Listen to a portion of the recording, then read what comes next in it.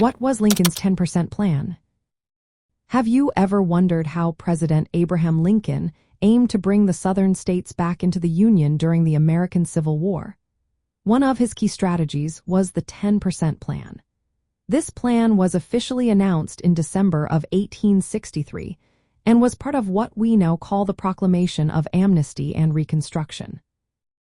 The 10% plan allowed a Southern state to rejoin the Union once 10% of its voters from the 1860 election took an oath of allegiance to the United States.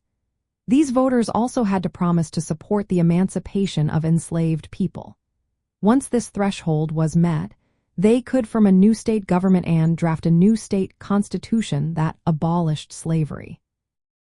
Most Southerners were offered full pardons under this plan, except 4 high-ranking Confederate officials and military officers. Lincoln's goal was to encourage a quick and moderate reconciliation with the South. He believed that by making the terms of rejoining the Union lenient, he could weaken the Confederate resistance. This approach was also in line with Lincoln's broader policy of emancipation. By requiring new Southern governments to accept the end of slavery, he was making a significant step toward a more unified nation. In practice, the 10% plan allowed states like Louisiana, Tennessee, and Arkansas to establish functioning Unionist governments. This was possible because Union forces had gained control in those areas, making it easier for them to meet the 10% loyalty requirement. Lincoln's plan stood in contrast to the harsher proposals from radical Republicans.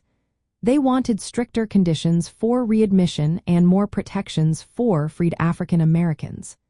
Lincoln's strategy was more about bringing the Southern states back into the fold quickly, rather than imposing severe penalties. Overall, Lincoln's 10% plan was a significant political strategy during the American Civil War. It aimed to restore the Union swiftly while also committing to ending slavery. This plan was a blend of political pragmatism and a vision for a united country.